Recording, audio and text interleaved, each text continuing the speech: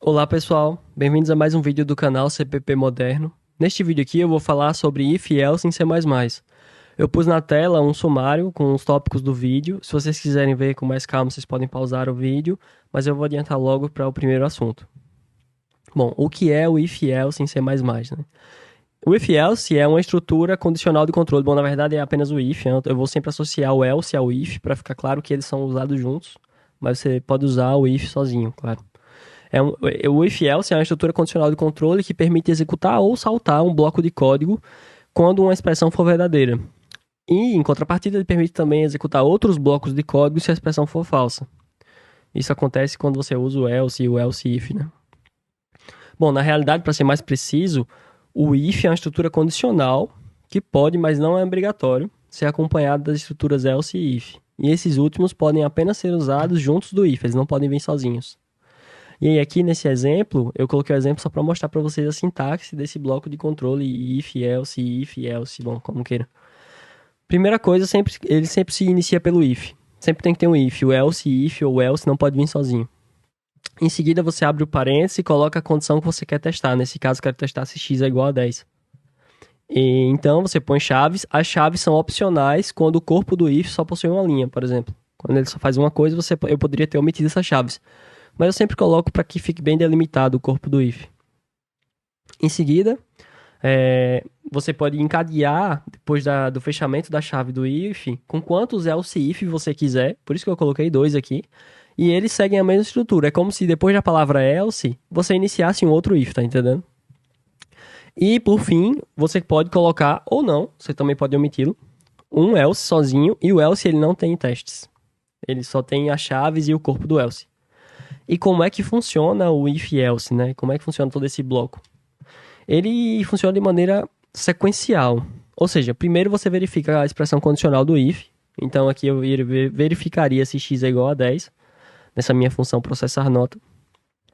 E se a condição for verdadeira, você executa o corpo do if. Nesse caso aqui, eu veria na tela agora que eu vi que eu escrevi em inglês aqui. Excellent.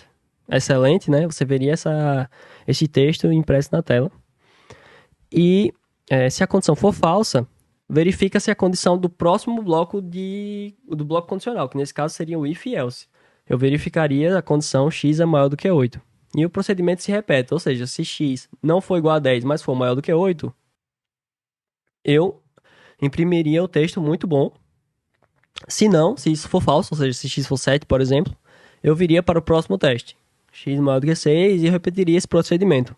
Até que chegasse ao else, e quando se chega no else, não há nenhum teste. Simplesmente o corpo do else é executado. Beleza? Ok. Bom, esse exemplo aqui, vamos a ele finalmente. Hein? O que é que eu estou fazendo? Aqui na função main, eu criei uma variável do tipo double que se chama x, cujo valor é 8.6, e eu a passei como argumento dessa função processar nota. A minha função processar nota é uma função simples, que possui um único argumento, que é um double, um const double, cujo nome eu também chamei de x, e não retorna nada, porque o objetivo dela é só me mostrar um print na tela. E aí, como é que funciona? Como eu estava falando antes. Se o meu valor de entrada for igual a 10, eu vou ver na tela a mensagem excelente. Se ele não for igual a 10, mas for maior do que 8, eu vou ver a mensagem muito bom. Se não for maior do que 8 e for maior do que 6, eu vou ver ok. E caso contrário, ou seja, caso ele seja igual ou menor a 6, eu vou ver boa sorte na próxima prova. Então, eu já compilei esse código aqui. Eu vou rodá-lo. Run exe. E aqui nós podemos ver a mensagem muito bom que aparece na tela. Por quê? Porque o valor da minha nota é 8.6. Então, ela não é igual a 10, mas é maior do que 8. Logo, o programa vai mostrar isso aqui na tela. Simples, não é? Uhum, muito bem. Bom, tem uma coisa a se perceber aqui, que é muito importante a ordem das condições num bloco if-else. Porque se eu tivesse invertido essa condição com a do 10, se eu tivesse colocado x maior do que 8 no lugar do x igual a 10 e jogado x igual a 10 para cá, e eu tivesse passado uma nota igual a 10, vamos fazer isso aqui para vocês verem.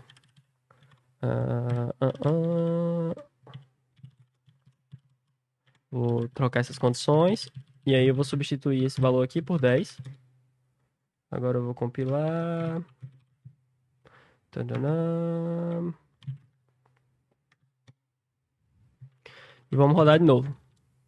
A nota é igual a 10, então o que é que a gente espera? A gente espera que... eu também preciso trocar o texto, né? Claro. Vou compilar mais uma vez.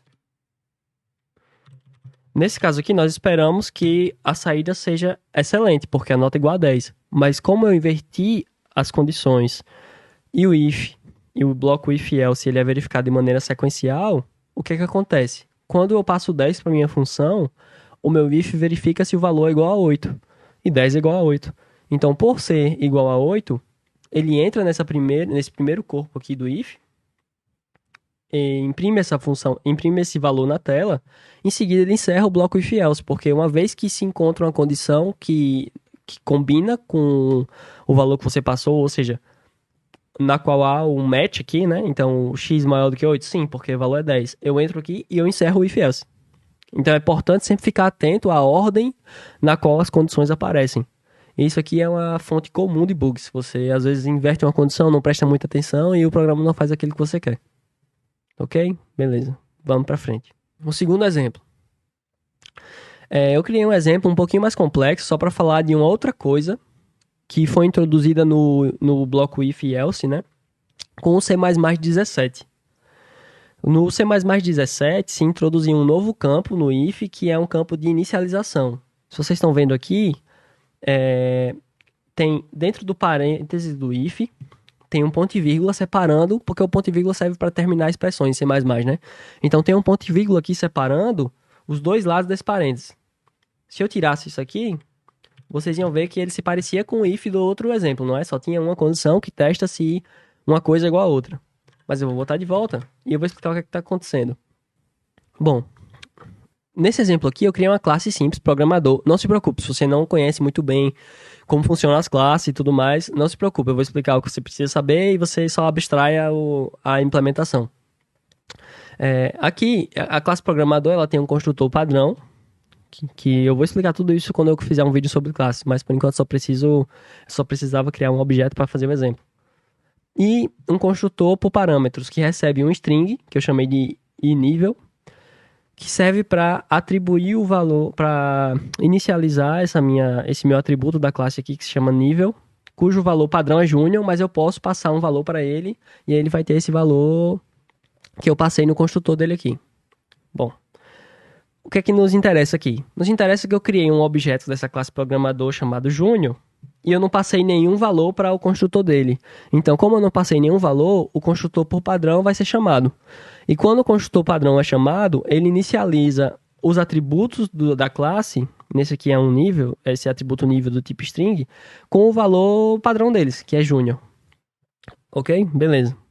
E aí, essa variável Junior, que eu inicializei nesse campo de inicialização do if, esse é um campo novo que foi introduzido no C++17. Antes isso não existia, você não poderia inicializar variáveis dentro de um if.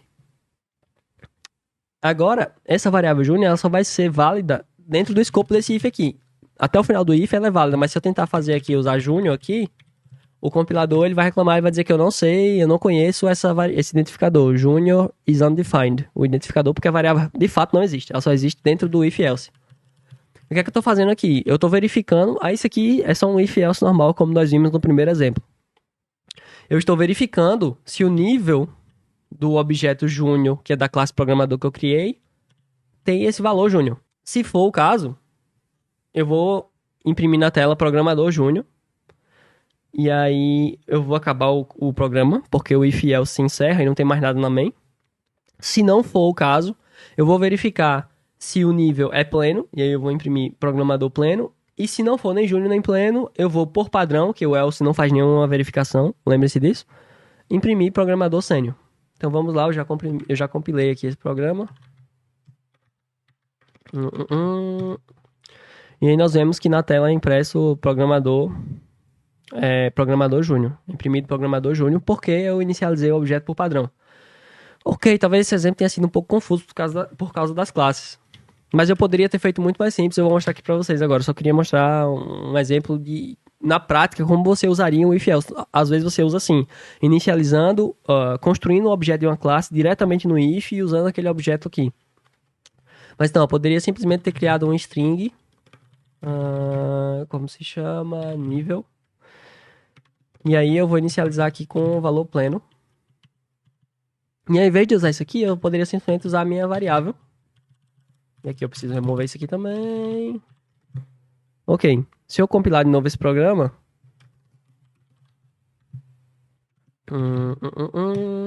e rodá-lo novamente... Vocês podem ver que a saída agora é programador pleno. Por quê? Porque minha variável string, cujo nome é nível, tem valor pleno. E o primeiro teste do meu if é verificar se ela tem um valor júnior. Como ela não tem um valor júnior, eu passo para o else if. E aí no else if eu verifico se o valor dela é pleno. Como é o caso, eu entro aqui e imprimo na tela programador pleno. Perfeito, é só isso. Bom, pessoal, aqui vocês viram tudo que se tem que saber acerca de um if-else e desse bloco if-else. Realmente não tem mais nada além disso, não tem nenhum segredo, você pode fazer coisas mais complicadas, mas aí a estrutura do if-else não muda. Sempre vai ser assim, você sempre vai ver dessa forma e vocês agora sabem como utilizá-lo. Eu espero que vocês tenham gostado do vídeo. Se vocês tiverem perguntas, dúvidas, se alguma coisa não ficou clara ou se eu poderia melhorar alguma coisa, por favor, me digam nos comentários que eu vou lê-los. E se vocês gostaram mesmo do vídeo e não quiserem perder os próximos vídeos, se inscrevam no canal, ativem as notificações e deixem seu like. Muito obrigado, pessoal. Tchau, tchau. Ah, quase esqueci. Se vocês preferem ler, última coisa. Se vocês preferem ler, eu tenho todos esses vídeos aqui em formato de artigo no site cppmoderno.com. Então, se vocês quiserem ir lá dar uma olhada, por favor, fiquem à vontade. Agora, de verdade, tchau, tchau.